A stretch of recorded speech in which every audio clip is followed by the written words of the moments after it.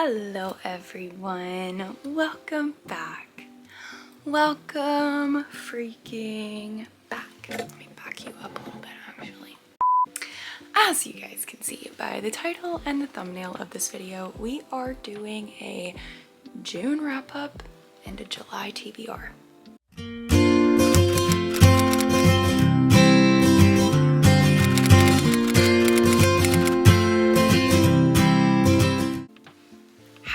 How are we already at the end of a month?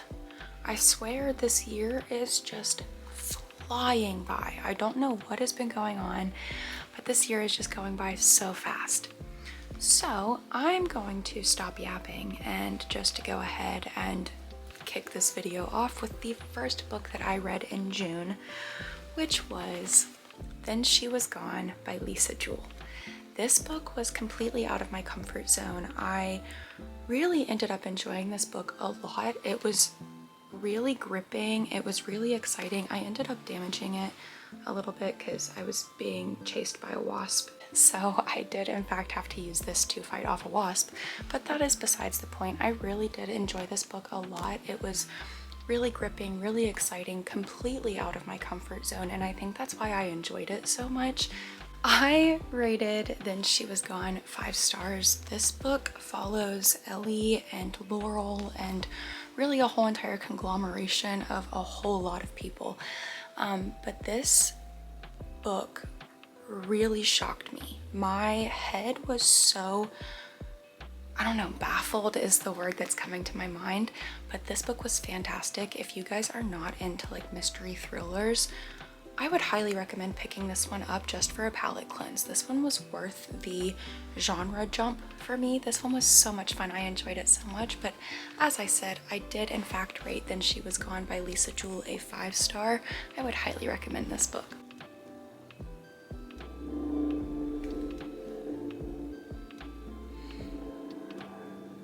We move in like 2 weeks. We move in 2 weeks. The next book that I read in the month of June was Beach Read by Emily Henry. If you guys have been here a while, you're gonna be like, but you said that you were gonna read that a year ago. I know, don't call me out like that. That's so rude and uncalled for. I know, I had mentioned like a year ago that I was going to read this book and I just never got to it. I felt like this book needed the right space, the right time, the right mental, if that makes sense. Emily Henry books are not ones that you can just jump into. I feel like you have to be ready for an Emily Henry book for an Emily Henry book to hit the right way, if that makes sense. I feel like if I had read this a year ago, my headspace wouldn't have been in the same place that it is right now. So getting to enjoy this later, I think made it even more enjoyable. I rated Beach Read a 5 star.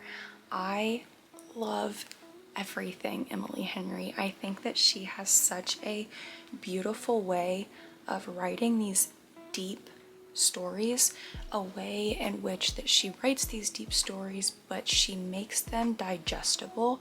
Like it's not too traumatic, even though there are like some traumatic things going on. So I love that she makes these situations digestible, and her characters are characters that I feel like are real. Like I mourn them whenever I finish an Emily Henry book because I'm not ready to let go of them yet, because I feel like they were my friends, you know what I mean? But this one follows Augustus and January, and they are college rivals, I guess you could say, and they end up not really rooming, they end up being neighbors at this like condo situation, and they're both in a writing slump, so they end up swapping stories with each other and trying to create this story that neither of them, okay, let me reword that. Both of them are in a writing slump for their own specific genres, so they decided to genre jump, but they genre jumped into each other's stories, if that makes sense. And I thought that this was such a fun story, the way that it was written, the way that January and Augustus really, their relationship was so, why is it always the word dynamic? Why is that always the word that I want to find? Dense, that's the word I wanted. Their relationship is so dense. There is so much to them. They are not one-dimensional. Like, there's so much going on with both of them. And I truly loved this book. Loved this book. This book was, like I said, a 5-star. The next book that I read was It Was You by Joe Platt. This one I rated a 3.75. I'll get into the rating. This book was so much fun. I truly enjoyed this book. I loved the characters. I loved the plot of the story. I loved the wraparound at the end. But it took me like 2 months to read this book. It took me so long to get through this book. I could not read this in one sitting. I tried, but it felt like the writing was so not for me.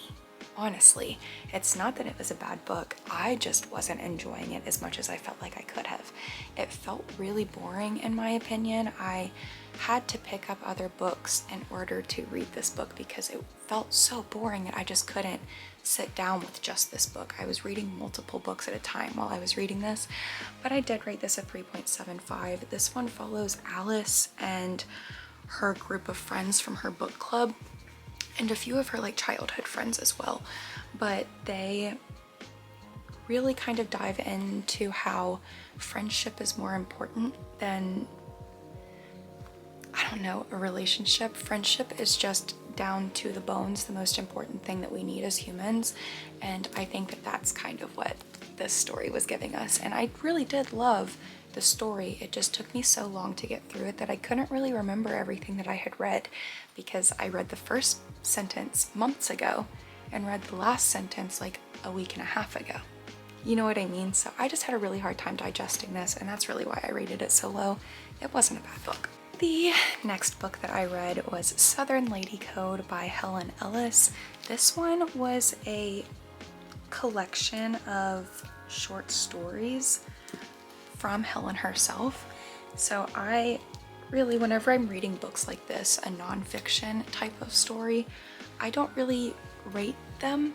So I ended up rating this a 5-star just because I digested this one really well, because I grew up in the South, not as far south as she did, but I have heard my grandparents say some of these things. I have felt the same things that she has felt sometimes. I just really loved this book, but I don't typically rate these ones just because they are not something that you're supposed to be rating. It's someone's life, you know what I mean? Like, do you go up to someone random and go, your life is a 3 stars, your life is a 3-star?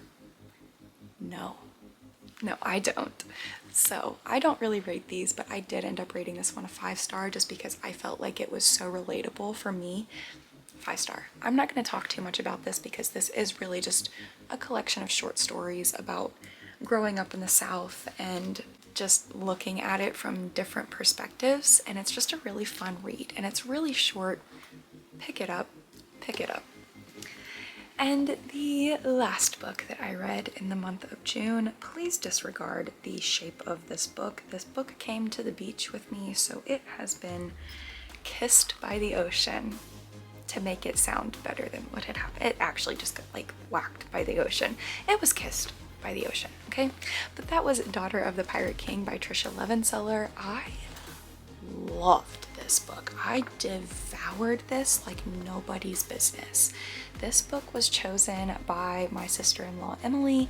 It was her year to pick our beach read, and this was the book that she chose.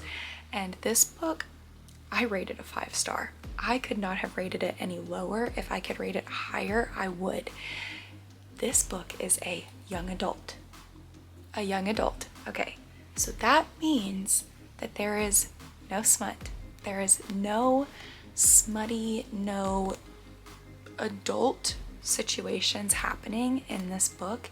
It is purely just a good plot. Let me change my battery really quick. Battery is changed. This one truly is just a jam-packed plot. There's so much going on in this, and Alosa, just in general, is the most badass character that I have read in a long time.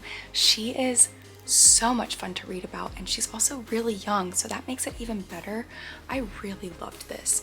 But this book follows Alosa, who is the daughter of the Pirate King, and she gets taken by enemy pirates, and so she has to try to figure out if, while she is captured, she should try to get some info for her father. Does that make sense? It's really, really, really fun.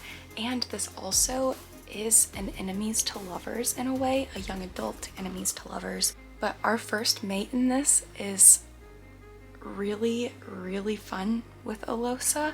I think their relationship in this book is a whole lot of fun. Not to say that there is a relationship, because I'm not going to spoil anything, but the relationship, the dynamic with all of these pirates on one ship is insane.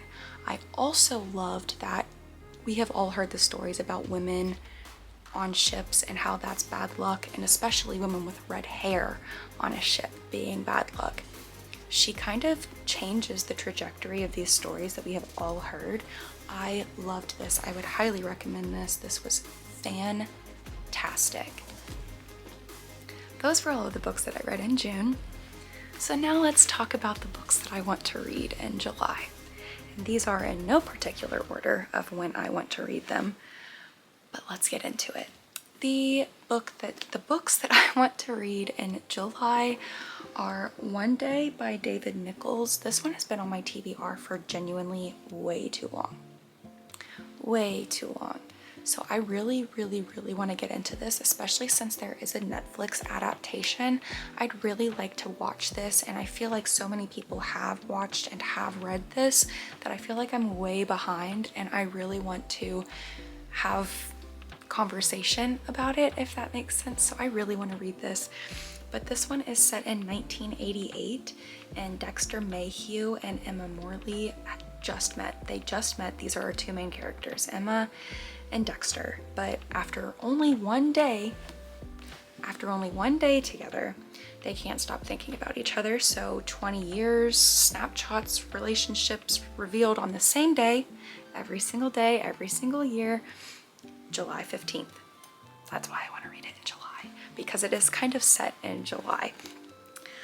Dex and Em face squabbles, fights, hopes and missed opportunities, laughter and tears, and the true meaning of this one crucial day is revealed. They must come to grips with the nature of love and life itself.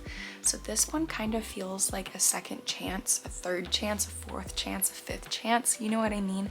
It feels like these two characters only come together for one day, but yet spend 364 extra days thinking about each other. So I just love it. I think that this one's going to be a really, really, really fun read. So I just want to get to it this year, finally. The next book that I want to read this summer, why did I say it like that?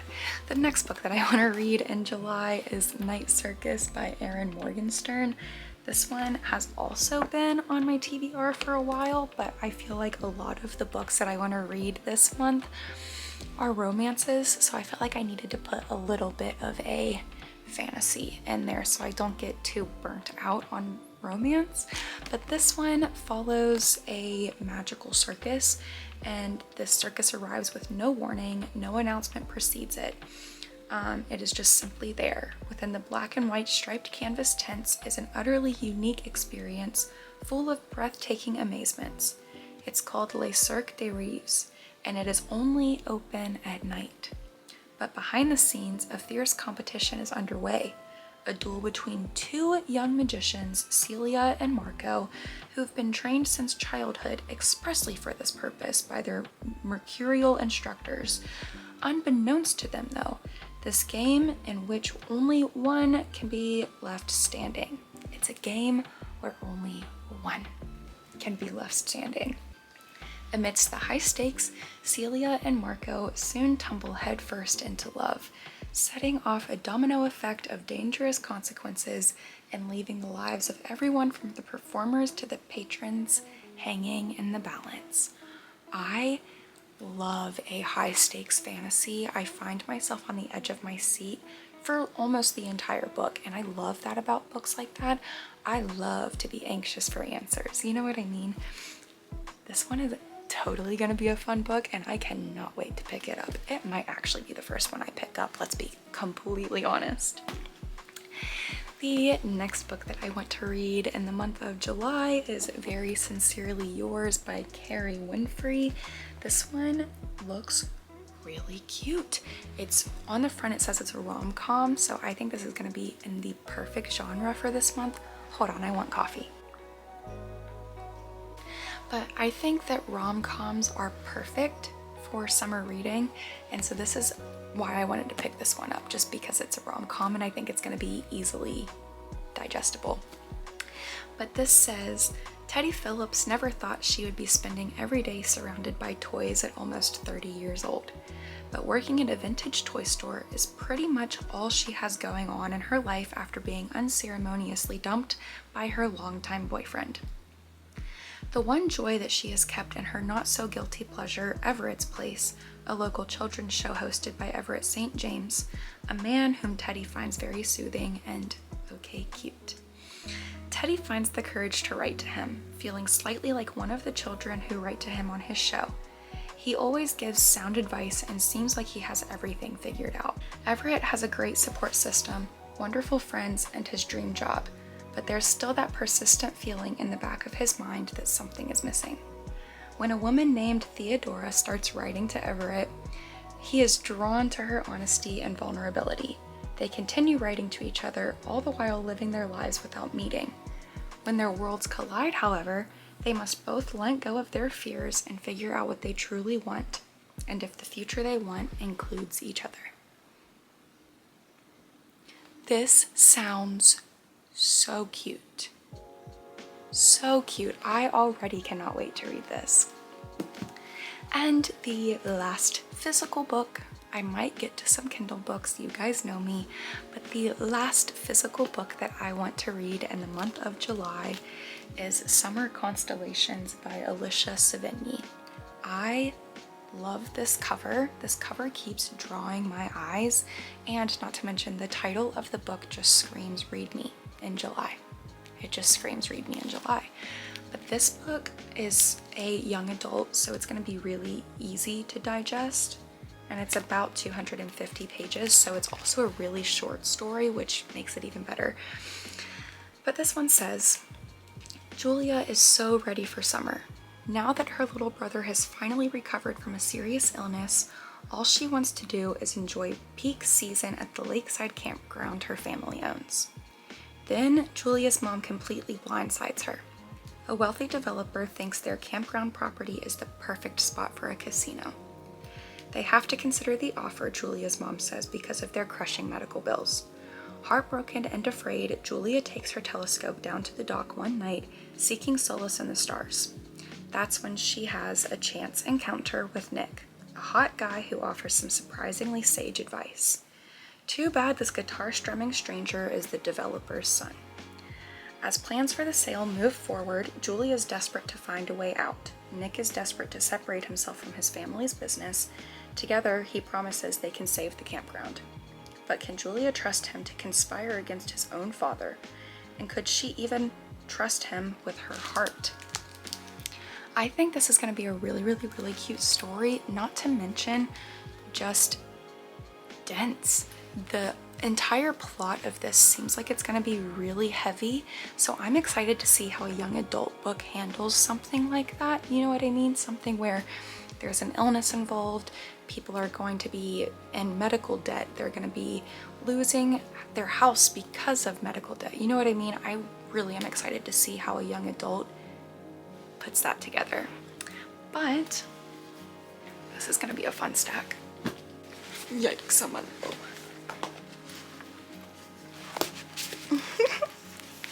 These are the books that I read in June and the books that I want to read in July. I hope you guys enjoyed this one. If you did, make sure you give it a thumbs up. Make sure you leave a comment downstairs. Make sure you subscribe. And I'll see you guys in the next one.